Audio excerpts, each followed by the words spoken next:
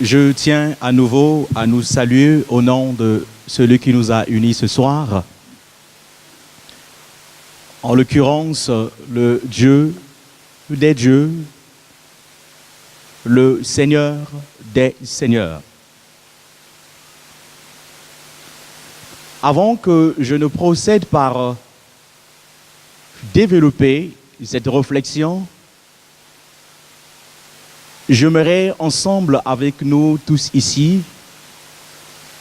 que tu poses la question à ton voisin ou à ton prochain, une simple question de savoir qui est mon prochain. Est-ce que tu peux dire à ton voisin qui est mon prochain? Redis-le à ton voisin qui est mon prochain.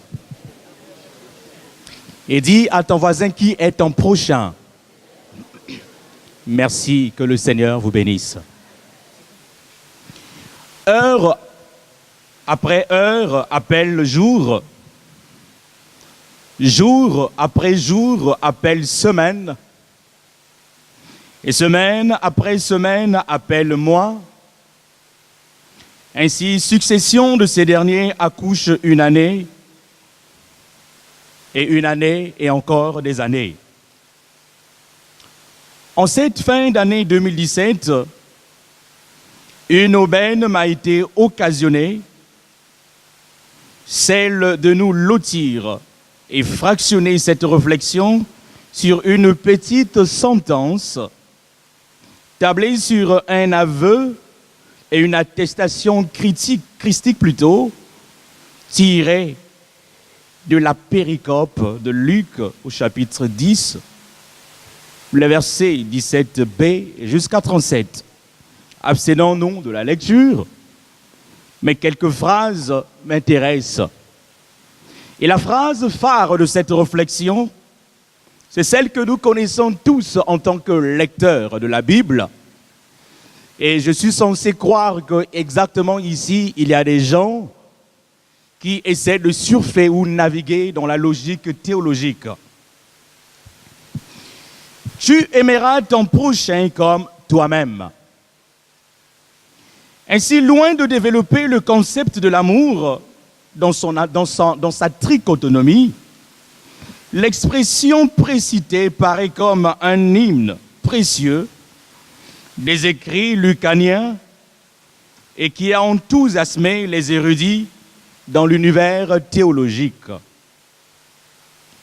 Cette allégorie, tant bien connue et dont la portée authentique paraît hypothétique, requiert une analyse scrupuleuse en vue d'un décryptage théologique soucieux de respecter le sens initial du texte.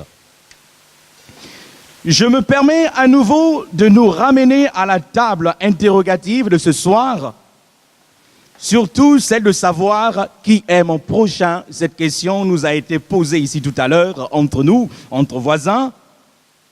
Pourquoi cette question, cette interrogation? C'est tout simplement par constat et que l'homme est un éternel insatisfait. Ainsi, il sera laboureux, voire scabreux, de se combler seul, sans pourtant avoir l'apport de l'autrui. Ce discours anthropologique sur la dignité humaine et les obligations de l'homme envers autrui nous donne cette thématique, une thématique voire profonde, et dont nous sommes sur le point de développer.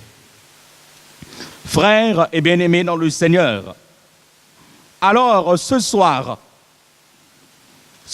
le sens éveillé par la face, il y a l'un des koinonoi, voire un sage, un savant que je peux nommer ici, Emmanuel Lévinas, qui disait dans les obligations de son livre et qui essaie de nous décrire qui est l'autre. Éloignée de différents puisse-t-elle être. Alors, bien-aimés dans le Seigneur, l'autre c'est qui? Et autrui, c'est qui? Le seul chemin de respecter Dieu est celui de respecter l'autrui et de respecter l'autre. La vraie relation entre l'homme et Dieu dépend d'une relation entre l'homme et l'homme pour laquelle l'homme reprend la peine et les responsabilités de l'autre, comme s'il n'existait pas Dieu sur qui comptait. Le sens éveillé de la face de l'autre m'interroge, t'interroge, et voire exige, bien-aimé, notre attention particulière, et c'est-à-dire de considérer l'autre comme son semblable. Mais bien-aimé dans le Seigneur, sans pourtant tarder et sans pourtant prendre le temps qu'il le faut, j'aimerais un peu atterrir dans cet ascenseur que je venais de prendre. L'envieux 2017 va mourir dans quelques heures et 2018 s'annonce en une année de duo. Aussi de distinction entre le vrai et le faux, entre le mensonge et la vérité, car le mensonge a souvent produit des fleurs, par contre la vérité produit à son tour des fruits. J'ai besoin de mon prochain, j'ai besoin de mon prochain, j'ai besoin de mon ami pour aller en avant au cours de cette année 2018. J'ai besoin de mon contigu pour faire des exploits. J'ai besoin de mon prochain pour apporter la distinction dans des œuvres ou les entreprises que je vais donc prendre m'engager. J'ai besoin de l'imago Dei afin de construire les murs de désolation érigés par la méchanceté humaine. J'ai besoin de mon juxtant. J'ai besoin de mon contigu.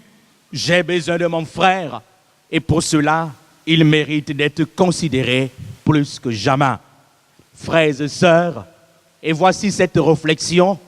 Et donc j'atterris en disant, qui est ton prochain? Que le Seigneur vous bénisse. Amen.